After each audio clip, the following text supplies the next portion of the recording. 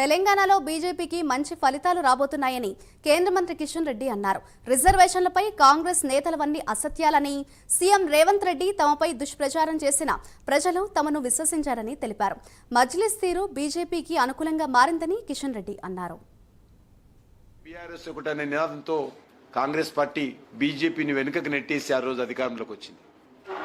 మళ్ళీ ఇప్పుడు పార్లమెంట్ ఎన్నికల్లో కూడా రిజర్వేషన్స్ అంశాన్ని ముందుకు తీసుకొచ్చి మేము గెలుస్తామనేటువంటి దుర్మార్గపు ఆలోచన చేసినప్పటికీ ఏ వర్గాలైతే రిజర్వేషన్ పరిధిలో వస్తాయో వాళ్లే ఈ రోజు ముందుండి బీజేపీకి ఓట్లు వేశారని చెప్పి నేను భావిస్తా ఉన్నాను. 1% కూడా రేవంత్ రెడ్డి మాట ఎవరు నమ్మలేదు.